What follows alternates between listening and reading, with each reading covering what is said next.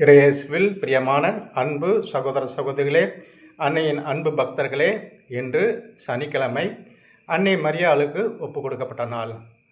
Switzerland நாட்டிலே மெஜகோயா என்ற ஒரு இடம் இருக்கின்றது.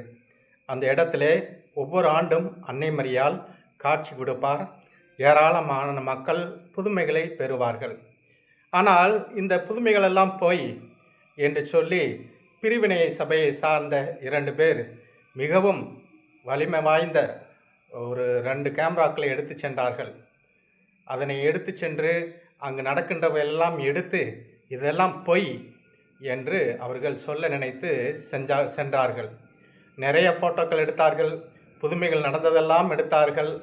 இதெல்லாம் பொய், மாயாஜலம் என்று எப்படியாவது மக்களுக்கு சொல்ல வேண்டும் என்று நினைத்தார்கள்.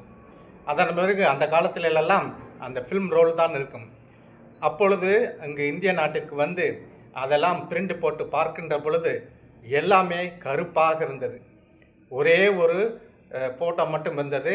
அதிலே அன்னை மரியாள் ஜான் தந்தை அவர்களுக்கு ஒரு மாலை அணிவிப்பது போன்று அந்த ஃபோட்டோ பாப்பாண்டவருக்கு மாலை அணிவிக்கின்றது போன்று இருந்தது. இவ்வாறாக எத்தனையோ மக்கள் தங்களுடைய வாழ்க்கையிலே அன்னையை பற்றி அவதூறாக பேசுகின்றார்கள், அவதூறாக பரப்புகின்றார்கள். ஆனால் அன்னையின் மீது நாம் ஆழமான பக்தியிலே வளர வேண்டும். அன்னையின் திருத்தலங்களெல்லாம் அநேக மக்கள் நாடி செல்கின்றார்கள். ஜாதி மதம் இனம் வேறுபாடுகின்றி மக்கள் வேளாங்கண்ணிக்கும் இன்னும் எத்தனையோ திருத்தலங்களுக்கு செல்கின்றார்கள். பாத யாத்திரையாக செல்கின்றார்கள்.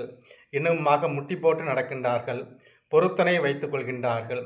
எல்லாம் அவர்கள் எதற்காக தேடுகின்றார்கள் என்றால், அன்னையின் இடத்திற்கு சென்றால் ஒரு நிம்மதி கிடைக்கும், ஒரு மன அமைதி கிடைக்கும், மகிழ்ச்சி கிடைக்கும், என் குடும்பத்தின் பாரங்கள் தீரும், என்னுடைய தீராத வியாதிகள் எல்லாம் போகும், அல்லது என்னுடைய வாழ்க்கையிலே இன்னும் நிறைவேறாத தேவைகள் எல்லாம் நிறைவேறும் என்று ஒரு நம்பித்தான் அன்னையின் திருத்தலத்தை அவர்கள் நாடி செல்கின்றார்கள். ஆகவே அன்னையை பற்றி தவறாக பேசுகின்ற பொழுது நாம் அதனை பொருட்படுத்தக்கூடாது. அன்னையை பற்றி எனக்கு தெரியும், என்னுடைய வாழ்க்கையிலே அன்னையானவர் எவ்வளவோ புதுமைகளை செய்திருக்கின்றார்.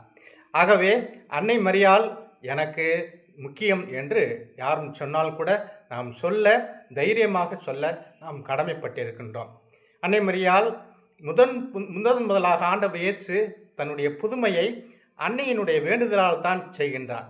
கானா ஒரு திருமணத்திலே அங்கு குறைவாய் இருந்த பொழுது வந்திருக்கின்றவர்களெல்லாம் அந்த குடும்பத்தை பார்த்து ஏளனமாக பேசுவார்கள். கல்யாண வீட்டுக்கு வந்து ஒழுங்காக சாப்பாடு போடல, ஒன்றும் இல்லை என்று அவர்கள் இகழ்ந்து பேசுவார்கள் என எண்ணி அன்னை மரியாள் முதலாக ஆண்டவர் இயேசுவிடம் சொல்கின்றார், மகனே, இங்கு திராட்சை ரசம் தீர்ந்து விட்டது என்று சொன்ன பொழுது அன்னையினுடைய அந்த பேச்சை தட்டி கழிக்காமல் அங்கு தன்னுடைய முதல் புதுமையை அவர் செய்வதை நாம் பார்க்கின்றோம். ஆக நாம் ஆண்டவர் இயேசுவை ஆராதிக்கின்றோம், ஆனால் அன்னை மரியாளுக்கு நாம் மரியாதை செலுத்துகின்றோம், மகிமைப்படுத்துகின்றோம். அன்னை மரியாள் வழியாக நாம் ஆண்டவர் இயேசுவை அடைகின்றோம். அன்னை மரியாள் எவ்வாறு கானாவூர் திருமணத்தில் பரிந்து பேசினாரோ அதே போல நமக்காக பரிந்து பேசுகின்றார். ஒரு தாய்க்குத்தான் தெரியும் தன்னுடைய பிள்ளைகளுடைய குறைபாடு என்ன. மனக்கவலையாக இருக்கலாம், கடன் பிரச்சனையாக இருக்கலாம், அல்லது குழந்தையின்மையாக இருக்கலாம், இன்னும் பல்வேறு பிரச்சனைகளாக இருக்கலாம். அதனை நம்முடைய தாயானவர் கண்டறிந்து தம் ஒரே பேரான மகனிடம் பரிந்து பேசி நமக்கு பெற்றுத் தருகின்றார். அத்தகைய அன்னை மரியாளின் மீது ஆழமான விசுவாசத்தை நாம் அதிகப்படுத்த வேண்டும். எத்தனையோ இடங்களிலே அன்னை மரியாள் காட்சியளித்து புதுமைகளை தொடர்ந்து செய்து கொண்டு இருக்கின்றவராக இருக்கின்றார். ஆக பல சமயங்களில் நாம் வெளிப்புற ஆடம்பரங்களில் மட்டுமல்ல, நாம் உட்புறத்திலும் நம்மை தூய்மைப்படுத்திக் கொள்ள வேண்டும். தினமும் ஜெபமாலை சொல்கின்ற பழக்கம் இருக்க வேண்டும். அல்லது எழுந்ததையும் ஒரு பரலோக மந்திரம், 3 அழிந்த மந்திரம் சொல்ல வேண்டும்.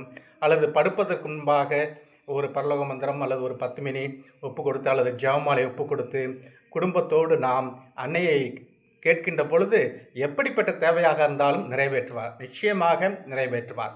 கொஞ்சம் கால தாமதமாகலாம், ஆனால் நிச்சயமாக அது நிறைவேறும். நம் உடல் நலமாக இருக்கட்டும், நம்முடைய குறைபாடுகளாக இருக்கட்டும், எதுவாக இருந்தாலும் சரி, நாம் அத்தகைய அந்த ஜெபமாலை பக்தியிலே நாம் ஒரு முயற்சி எடுக்காமல் இருக்கின்றோம். ஏனோ தானோ என்று நாம் நம்முடைய வாழ்க்கையானது அமைந்து கொண்டிருக்கின்றது. ஆகவே அன்னையை நாம் மகிமைப்படுத்துவோம், போற்றுவோம், புகழுவோம். அன்னை மரியாள் ஒவ்வொரு நாளும் நமக்கு பரிந்து பேசுகின்றார். நம்மை பார்த்து அவர் எப்பொழுதும் நமக்காக காத்து கொண்டிருக்கின்றார். நாம் தான் அவரை நாடி செல்ல வேண்டும். அவருடைய உள்ளத்தில் நாம் இடம்பெற வேண்டுமென்றால் ஜெபமாலை பக்தி தான் முக்கியம். ஆகவே அன்னையினுடைய பரிந்துரையை நம்முடைய நாளில் நிறைவாக பெற தொடர்ந்து அன்னையை நோக்கி மன்றாடுவோம். இந்த நாள் உங்களுக்கு இனிதாக அமைவதாக. ஆமென்.